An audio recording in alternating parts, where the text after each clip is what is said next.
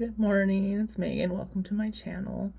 I just want to do a little bit of an update. I don't have huge things to talk about like I did when I was going through the process and everything, but I do want to kind of try to keep an ongoing dialogue of what's going on throughout the weight loss journey that I'm on now.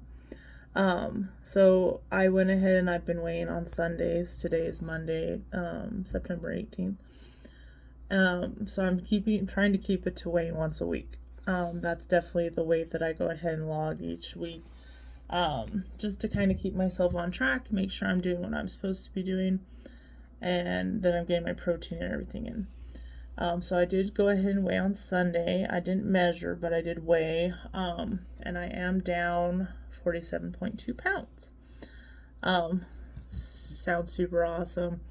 I saw myself on a video though, and I was starting to feel like I'm not showing to myself what I'm losing, although I am noticing things, which I'll get into a little bit.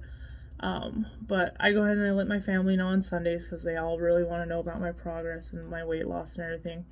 And my baby sister mentioned that was a bag of dog food. And she's right. Currently the food we buy at Sam's Club for the majority of our dogs is a 48-pound bag of dog food. And I carry those in, and those are pretty heavy, so that made me feel a lot better about the weight loss. Made me happier about it because she's right. I've lost a bag of dog food off my body. And though I may not feel like I'm noticing huge changes, I am noticing changes. And just to go over a couple of those. When I bend over to pick something up off the ground now, I'm no longer bending my knees because my belly's in the way. Okay, I can just bend over and pick up whatever item it is. My belly's not touching my steering wheel anymore, which was a big thing I noticed, and I've noticed it continue to regress back. I am still having knee pains and things like that, but I am also continuing to stay active through it. Before I would have such huge pains that I would have to stop working out for a few days to deal with it. Most days I don't reach my 10,000 step goal, but I get pretty close. I have more often these last few days reached those goals. I'm just doing things. I mean, I was decorating for Halloween. I was chasing around kids and things like that. My sister's kids. So, I mean, I'm getting closer to reaching that goal daily, but I do try to get as close as possible to it. It does take a lot since I have an office job and I'm sitting down a lot to try to make those changes.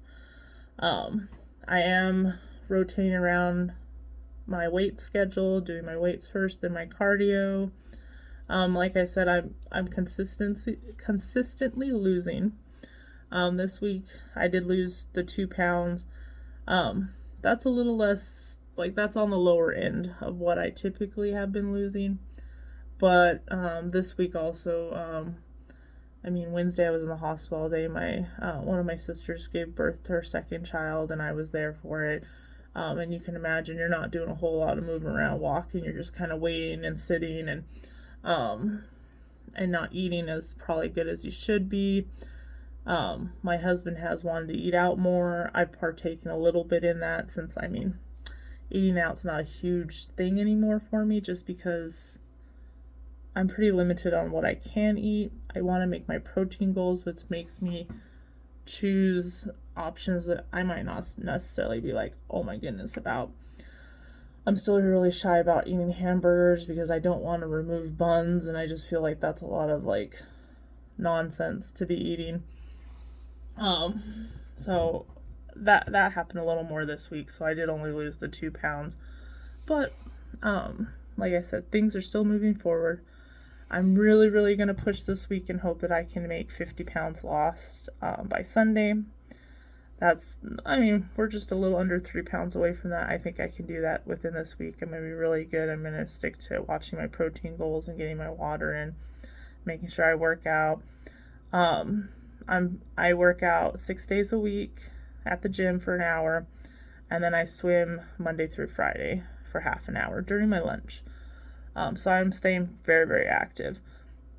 Um, I'm noticing changes in clothing too. So a lot of my stuff is getting big for me, and I'm able to fit into smaller things that I necessarily wouldn't try to fit into.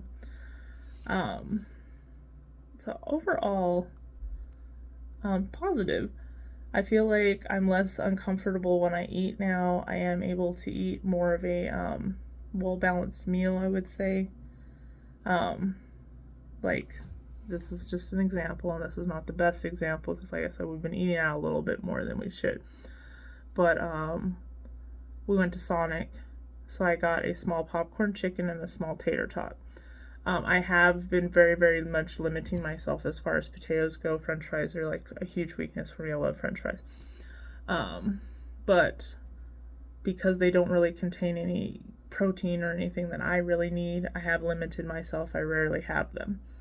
But since we were at Sonic, I was like, I'll get myself a little, I did chili cheese tots because I figured the chili would add on some protein. And then a little, a small popcorn chicken. Now, back in the day, I would get a large of both these items. I would get a Route 44 soda. Awesome, okay?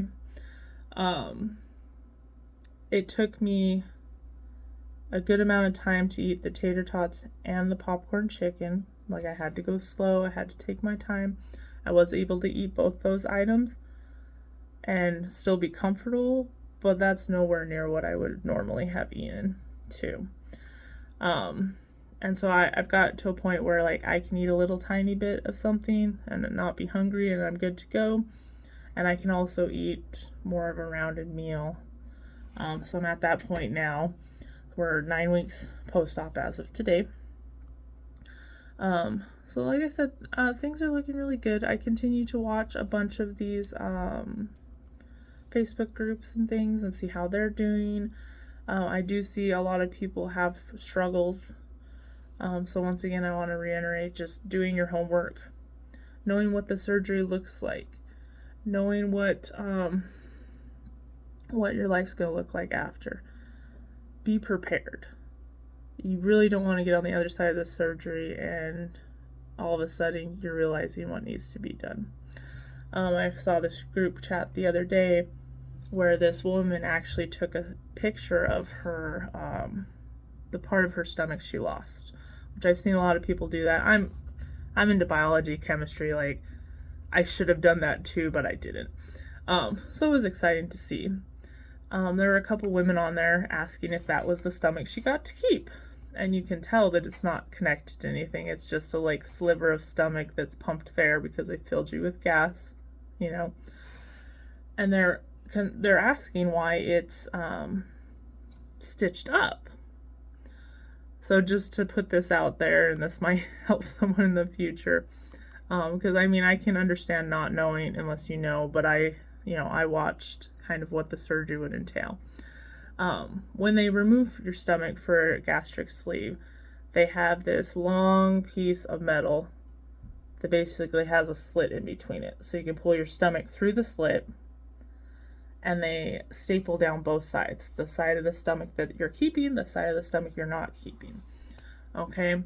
And in this case, that's because anything that's in the stomach that you're keeping or not keeping, they don't want to spill into your abdominal cavity. I'm sorry, it's morning time. Because that would cause an infection. That would cause problems and complications to your surgery. And these women did not understand that. So I did go on there and tell them, like I said, I'm not a common sense person either. Like maybe if I hadn't have seen it, I wouldn't know either. But I did go on there to explain them. But these are women who are thinking about having the surgery or have had it and don't know what all it entailed. So like I said, know what the surgery is. Know what all you're going to have to deal with before and after. Make sure that you're prepared. Mentally, I'm doing good. But a lot of people don't do good mentally. I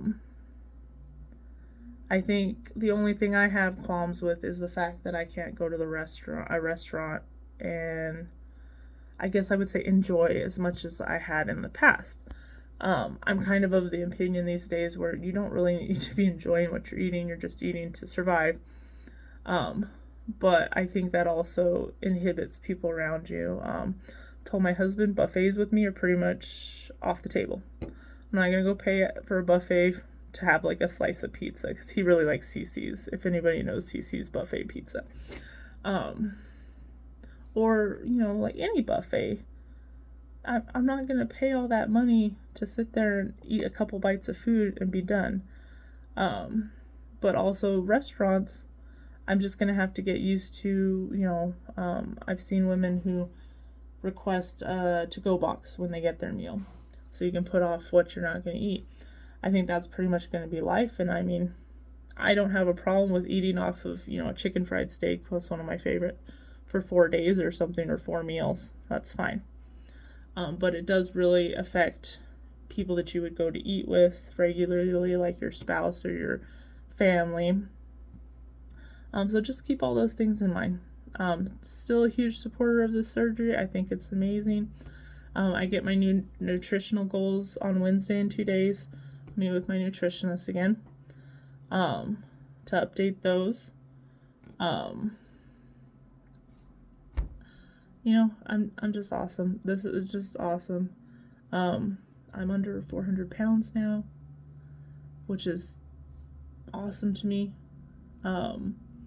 So the 50-pound is my next big goal, and then I'll continue on down from there. So if anybody has questions, reach out to me through the chatting. I try to keep up with that. Or like I said, I hope this video helps someone on their journey. Just kind of be prepared for what's coming. Right? I hope everyone has a great day. Let's get through the week. Bye.